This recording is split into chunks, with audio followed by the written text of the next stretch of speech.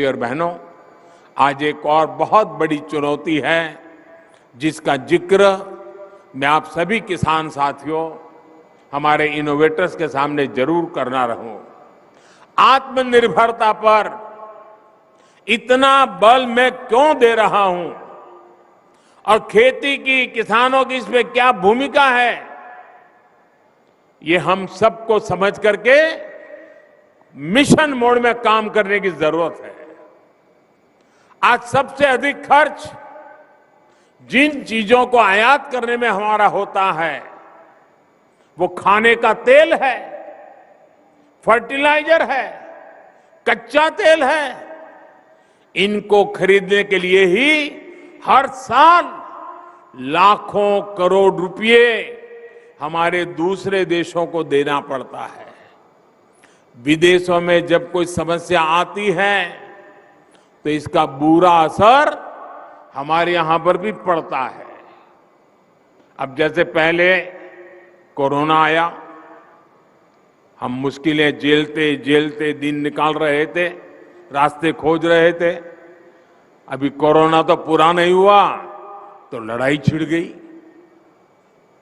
और ये ऐसी जगह जहां हम बहुत सी बातें वहां से खरीदते थे, जहां से ज्यादा हमारे पास जरूरतें थी, वही देश लड़ाइयों में उलझे हुए हैं। उन ऐसे ही देशों पर इन लड़ाई का प्रभाव भी ज्यादा हुआ है। अब खाद को ही लीजिए, यूरिया हो, डीएपी हो या फिर दूसरे फर्टिलाइजर, ये आज दुनिया के बाजारों में दिन रात इतनी तेजी से महंगे होते जा रहे हैं, इतना आर्थिक बोझ पड़ रहा है जो हमारे देश को झेलना पड़ रहा है।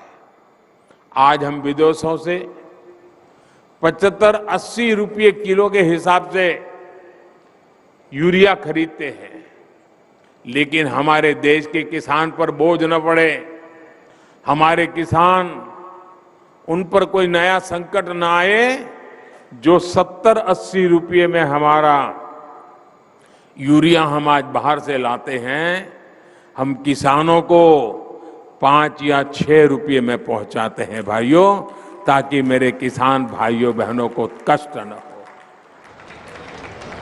किसानों को कम कीमत में खाद मिले। इसके लिए इस वर्ष अब इसके कारण सरकारें खजाने पर बोझ आता है, कई कामों को करने में रुकावटें खड़ी हो जाती है। इस वर्ष लगभग 2.5 लाख करोड़ रुपया केंद्र सरकार का सिर्फ ये यूरिया के पीछे हमको लगाना पड़ रहा है। भाइयों और बहनों, आयात पर हो रहे खर्च को कम करने के लिए, देश को आत्मनिर्भर बनाने के लिए हम सब ने मिलकर के संकल्प करना ही होगा। हम सब ने मिलकर के उस दिशा में चलना ही होगा। हम सब ने मिलकर के विदेशों से खाने के लिए चीजें लानी पड़े, खेती के लिए चीजें लानी पड़े, इसमें से मुक्त होने का संकल्प करना ही पड़ेगा। कच्चे तेल और गैस पर विदेशी निर्भरता को कम करने के लिए बायोफ्यूल इथेनॉल पर बहुत अधिक काम आज देश में चल रहा है। इस काम से सीधे किसान जुड़ा है, हमारी खेती जुड़ी हुई है।